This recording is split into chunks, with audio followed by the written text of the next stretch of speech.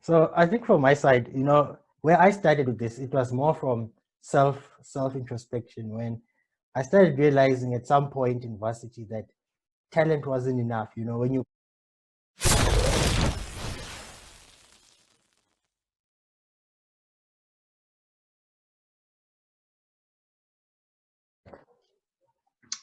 Okay, so this is the Student Plug, and the Student Plug is a platform where we talk everything student support.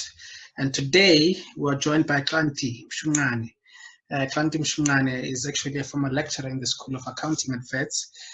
He has left, the academic space. I hope it's just for a minute, Mshunqane. it is just for a minute, yeah, who knows, man? Yeah, I think I'm so involved in it. Yeah, I think we still need you so much in this. Okay, let me start by saying Molo Mshunqane. Molo, yeah, that's actually the correct. Yeah. Asiqala ngalolu hlobo asiqala apha Mshunqane. You wrote an article on LinkedIn, two powerful articles there, very powerful, especially around the subject that we're talking about. You wrote an article, you titled it TikTok, not the TikTok that is TikTok, but the TikTok. Your title was TikTok, Managing Your Time.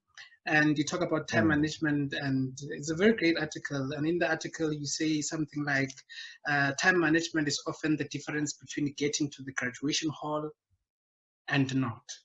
And you talk about softer skills like managing your time, prioritization, and collaboration with peers and teachers as skills to set you apart.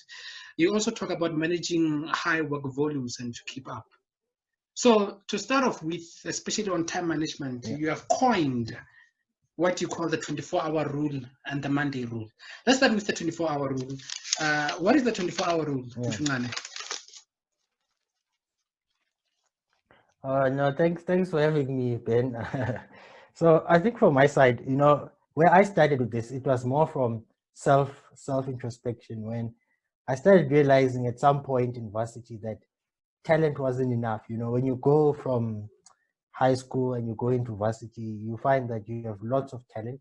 But when you go into the academic space, you start realizing that essentially it's not necessarily about the talent you have academically, it's what other skills can you do to be able to successful. The reason how I came up with the 24-hour rule, basically, essentially, I used to notice when I was busy studying and transitioning, because I too struggled, and then I had to find ways in terms of how do I better my studying so that I can perform optimally. I realized that when I used to study the content of what was lectured or maybe what was there quite a few days after the lecture had happened. So I'll give an example. Maybe on a Monday, they were teaching me maybe auditing, right? And then I would probably study that work in the weekend, because maybe in the week I was tired and didn't do anything. So I would study the. What I realized is that I would spend several hours actually, and you're studying this content, and it's not really going into your system. I mean, you're trying to, they're using big words, how these legislations are written. And at the same time, you're not even grasping the concept. It doesn't relate to you. And you're spending the whole day studying something that should, in actual fact, take less than that. So that's the cycle. That ends up being the cycle, because once you're done with that, the work continues. Every week they continue adding new concepts, and you're still trying to learn the work that they covered 2 weeks back. And it's a never-ending cycle where you never catch up. And by the time the exam or the test comes, you're left in a conundrum where you want to defer exams now because you're not prepared. And if you do write that exam, chances of you excelling are quite low because you haven't even done the questions. And when are you going to get the time to do the questions if you haven't even covered the content? So I knew something had to change there, because I knew that if I had studied something, I'd probably do well in it. But the question is, how would I get through the learning cycle as quickly as possible so that I could be able to do everything? So number one, what helped for me was that, hey, the 24-hour rule, it said, okay, when I noticed that when I was attending the class and actually studying the information, essentially within a 24-hour period after the class, it took quicker to learn. The reason for that is that what you need to understand, the whole idea behind going to a class, essentially, it's not a tick box exercise. And I think this is where a lot of the students are getting it wrong. And this is where a lot of the top students in varsity are getting it right. You always see these guys in class asking questions, and then we ask ourselves, is this necessary? Are they trying to shine? What's going on here? You see them in lecture. They ask those questions, they go and speak to lecturers in between the classes. Essentially, no, they're not trying to shine. The smart guys understand there's limited time in a day. Yeah. So the reason why I'm mentioning these three aspects, the 24-hour rule, the success of the 24-hour rule hinges on the ability for you to use that classroom effectively. If you don't use the classroom effectively, right, the 24-hour rule becomes useless. Because now, because I had a lecture strategy, Mr. Ben, where I knew that I needed the why for every principle that was being taught, I needed to understand the trigger, which was the what, and the how in terms of the process. Okay, how did the questions get formulated? That meant that when I left the classroom, I had done 60% to 70% of my learning already. That's the trick. That's where the top students understand. Learning happens in the classroom.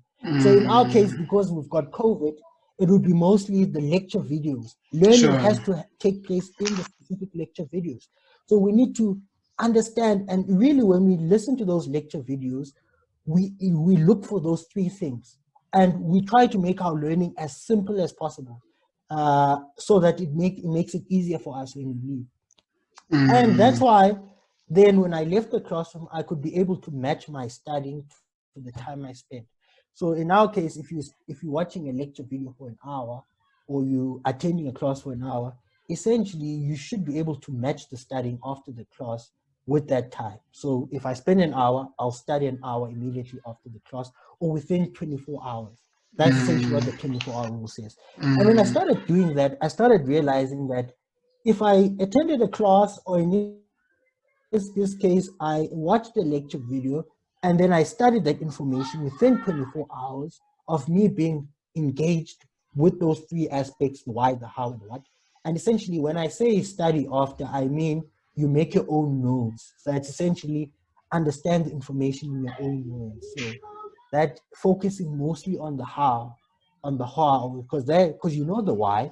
Now it's mostly understanding the process. So what's the process? How do I answer these questions? What's important? And if you do that, you'll be able to match your studying to whatever you spend. And that's what really was a game changer for me. Because now at the end of the week, I covered all my content. I could even take days off. I even took 2 days off in the week. People didn't understand, but why are you taking day off? Well, the brain has to rest, and essentially I've earned it. I mean, I used to take days off on Wednesdays and Fridays. Wednesdays are for strategic reasons, and Fridays but essentially, I earned the right. I earned the right to do that. So, so I was like, and then obviously the weekends was mostly for doing questions. So that's when I was doing questions, because I covered the work. Now it's like, do I understand the concept? And the pressure was down because you know you've learned the work. Now you're just doing the questions to test if you understood the principle. A lot of the students also ask me, but what if I'm scared because I don't want to study for a short time? How can I just study for an hour? But I was in an hour because I'm worried that I didn't get the concept. Well, this is a learning cycle. So essentially, after you attend the class, you're going to post-read, but after you post-read, you're going to do the practice questions.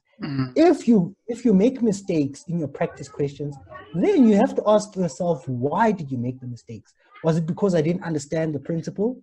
Was it a question-based problem? What was the issue? Did I not finish it on time? So essentially, if it was a principle-based issue, i.e., I thought right of privacy means X, only to find out it means Y, then I'll go back and say, oh, I missed something. So students understand that this is like a feedback loop. It goes around. So it's not a situation where now I've done the question, then I should. Yes, the idea in a perfect scenario, you should get 100%. and be good. But then when you see weaknesses, that's when you go back and say, oh, okay, I didn't understand this properly. The issue here is that process doesn't happen regularly enough for students to actually, and you need to go through the learning cycles.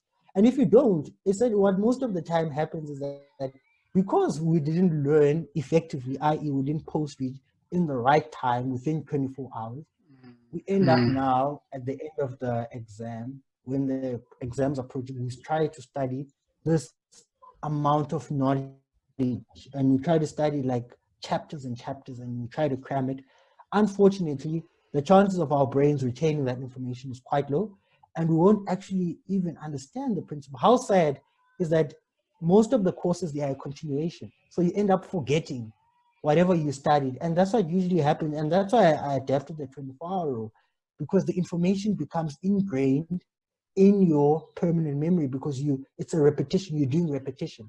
You're studying, you're doing questions where you get something wrong from the questions. You're asking, was it a thing I missed in the question? Was it a principle? If it's a principle issue, I'm going back to the principles. If it's a question issue, I'm flagging it. So what I also used to do, Mr. Ben, I used to keep a logbook of all the mistakes I'm making. What people don't realize is that the idea behind learning, it's about failing. But the good students understand when to fail. You don't fail. You don't fail in the exam room when it counts. No, you fail in the tutorials or in the practice questions. So I used to be happy when I used to get 1 out of 20 in a practice question. They didn't know this. And better I know it now than in the exam room when it counts and my marks are there. Sorry, that's the 24-hour. I don't know if it kind of makes sense. I went through other aspects, but I felt like it was important because the success of the 24-hour rule. So if you find with my learning system, they are all interrelated. It's not an isolated event. So you need to have a good lecture strategy for you to capitalize on the 24-hour rule and retain information better. And obviously my other principles around sleep are also important, because when you sleep, that's when you've done the learning cycle within that day or within that week. Now you're sleeping and the brain is consolidating that information. So all those factors, they play together, and they ultimately, when they are combined, they end up being your status. So I don't know if I answered the question there, but no, yeah, that's the 24. You did, Mshunqane. You answered the question like an academic, you know. You know, academics, they give context first and background, and then they lead you to where they actually wanted to take you. So you dropped a lot of bombs, like you literally dropped a lot of bombs, a lot of knowledge, you know, very powerful insights, you know. And I like the way in which you contextualized it, especially starting with the learning cycle. Because another thing that I've also realized through student consultation is that they don't know how to go about studying. Because remember that the way we used to study in high school sort of changes now. Now there needs to be a strategy and everything like that. The whole thing talking about studying smart and everything like that. So I like the what, the why, the what, and the how, which I think is very powerful. You know, that is the whole concept of the learning cycle.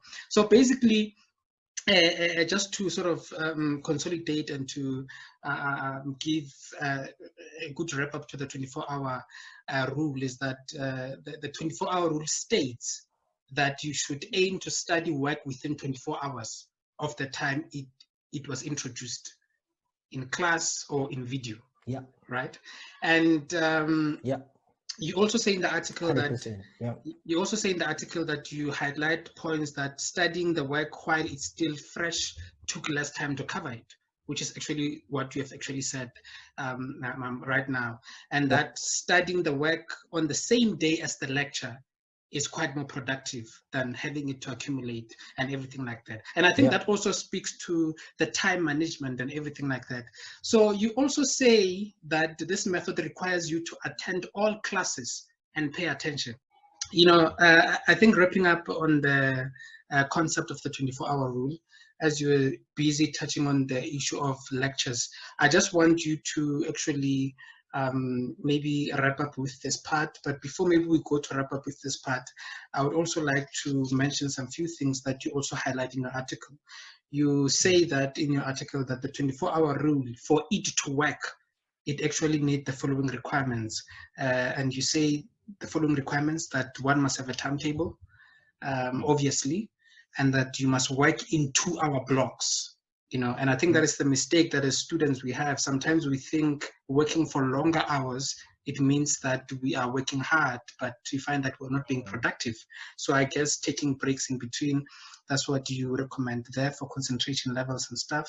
And then you also say that we must limit distractions, especially, because of people are on Twitter, they're on Instagram and everything like that. So those can be the instructions. We're going to come maybe in one of the good days and talk about all those concepts into details. You also talk about that we should move on. And then by moving on, you say that you should change the subject. In other words, if you have planned that for an hour or for 2 hours, I'm studying this, when that elapsed, even if you didn't finish the work that you actually were doing there, you should move on to the next one. And you also talk about paying attention in class. And which is another thing that I think as students we don't really dwell too much on because of maybe the distractions and everything like that. And you say that we must never try to catch up, and which is actually the one that I want you to elaborate. I found this one to be very much inquisitive for me. I mean, this is a controversial point because most of the time, most of the students, they would come to me and they'd be like, "Yo, I'm so behind."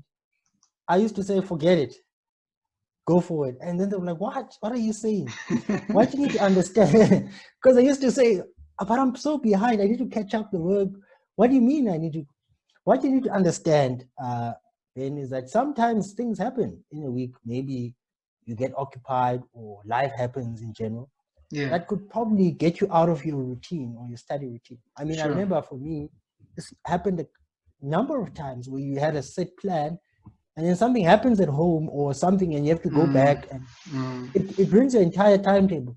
What we need to understand is that there are inherent benefits in studying the information while it's still new. And you essentially forfeit those benefits when you haven't followed the learning process within that respective time. That's not to say that that work won't be caught up. No. What I'm saying to you is that if I had a choice between having 5 weeks of where I followed the learning cycle 100%, and then as opposed to having off, so let's say there's a 7-week block of learning, right? So there's 7 weeks of learning in a block. And for 2 of those weeks, I probably didn't meet my goals. Maybe something happened in those weeks. I say that it's better to have 5 weeks where I've learned efficiently, i.e. I've followed the learning process fully and I've answered, I've done the practice exams, I've ensured that I teach others and understand where I'm wrong, I've consulted, then having all of the weeks in a mess now because I always have to catch up. And where none of the weeks I'm actually following the learning cycle, I'm getting the benefit. Because chances are, when school is done or when the lecture blocks are done, you're going to get a week anyway or 2 where you have to consolidate your work and study. If you follow the learning cycle properly, for 5 of those weeks, you won't have to go back and study because it goes back to that Monday rule, I don't know if you remember, where you pretend as if you're writing a test every week. So essentially, you should be prepared to write your exam the day lectures stop. That was the game changer for me. The day lectures ended, I didn't need a week because I had already studied the content, done the questions. All I had to do was just revise. So the idea here is that you will get that time anyway to study the work before the test comes. And I'd rather have 5 weeks where I know that I'm solid and I only need to catch up 2 weeks during that period, which I will, than having to be behind every week and then know that all the weeks there are issues. And that's the issue that I say to people, is that chances are you're still going to do well, even if 2 weeks didn't go according to plan. You still have the time before the test and exam comes. You'd rather get the benefits of 5 weeks, make sure those are solid, then you only have to catch up 2 weeks when lectures are done. So the idea here is that, yes, you will have to catch up before the test and exam comes, but you need to be strategic. You never allow catching up to interfere with the benefits of learning the information while it's still fresh. In some instances, you find that you follow the learning cycle so well in a given week, right, that you free up some space. So for example, I used to have 2 half-day rest days. So like on Fridays from like 1 o'clock, I'd stop studying, as well as on Wednesdays at like 1 o'clock I'll stop. That's because the way I designed my timetable, I was using the 24-hour rule. So I was studying the information within a relatively quick time. So I could afford to have 2 days where I didn't do anything, right? So essentially in a week where I knew that I was behind, I could use those rest days to catch up. But what's important, I never, ever, ever allowed work that was behind to interfere with the learning of that week. So that's essentially what's important. What I say, do not try to catch up. And catching up is essentially saying, allow it to interfere with the work that you're learning that week. Yeah, I think in our future conversation, we need to delve into this deeply, because another thing that maybe a student can ask you to say, but I have a test and I have an exam that maybe I'm having in the week or anything like that. And because we have this thing of when we are focusing on something, maybe we have a test, we leave everything on hold. And then we focus on that. And then once we are done with that, now everything comes running back and everything like that. So it becomes a bottleneck, you know, whereby now things are very much pressured and everything like that. So that's why I'm saying that we're going to continue with this conversation, and we're going to unpack things, you know, bit by bit. It's an elephant and we eat it piecemeal. But thank you very much, Mshunqane, for this. I think this is going to really be of benefit to the students, especially the first years there. Thank you for this. No problem, Mr. Ben. And all the best to your listeners as well, and everyone who's going to watch the video. Yeah. 100%. No, you can really excel. Everyone can do it. It's not about how smart you are. Get the right plans in place, and there's no reason why you shouldn't leave record time, finish your course. And yeah, that's my goal. I want everyone to succeed, and hopefully you'll succeed. Sure. All right. Thanks. Sure. Yeah.